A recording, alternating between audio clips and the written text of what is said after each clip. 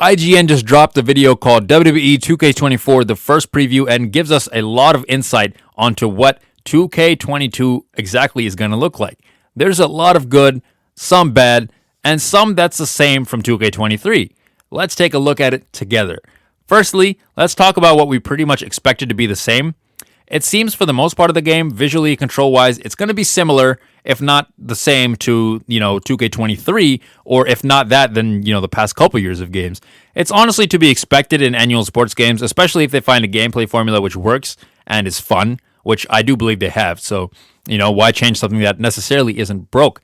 I don't necessarily mind that at all, don't get me wrong. But in my opinion, I did play a lot of 2K22, and as a result, I wasn't able to play 2K23 for that long just because I felt like they felt a little bit too similar, and just wasn't able to play it for as long.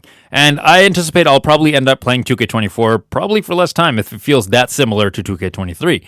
However, there are some additions to the games that might change my mind once I get my hands on the game. Firstly, the ability to throw weapons looks dope, and it really gives me old school wrestling games like SmackDown Here Comes the Pain or WrestleMania 19 for the GameCube vibes. And since those are some of my favorite wrestling games, I'm definitely going to enjoy that. Additionally, there's this back and forth punching minigames that looks like it would be really enjoyable, actually. I love in real life when wrestlers do this, and it usually really gets the crowd excited, so I'll definitely love to see that in the game. I'm just curious on how to trigger it, though. If it happens randomly and very often, then I could see it getting annoying for sure. But if it's a once-in-a-while thing, and I'm talking like once or twice a match tops, then I think it would be cool. I'd love to see them do this, like punching back and forth on top of a ladder or a cell, and hopefully they thought to include it there. They also have what's called super finishers, which look a lot like the OMG finishers from back in the day where all these wrestlers are doing like ultimate versions of their finishers from the top rope and whatnot, or superplex versions of their finishers and whatnot. And I'm not sure why they were taken out of the games to begin with, but it is nice to have them back in the games. Next, let's talk about the biggest additions, the match types.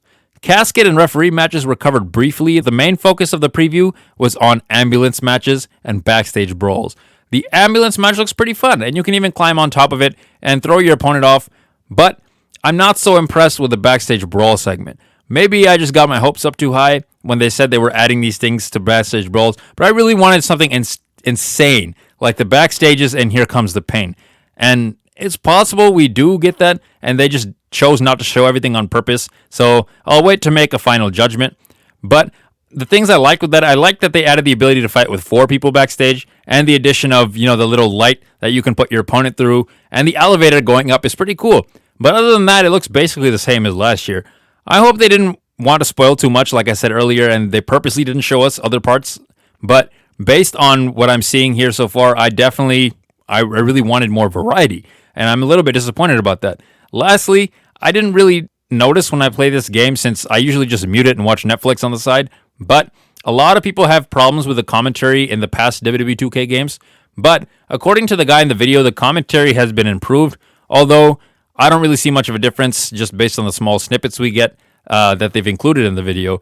And so it is possible that it gets an improvement, and we did get a small little sample size, so it is completely possible, but just based on that, it seems very similar. That's all I'm going to say.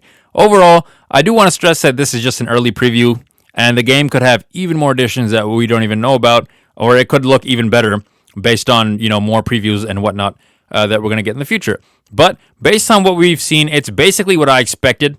And what I expected was 2K23 with some new additions, which, depending on your point of view, may or may not be a bad thing.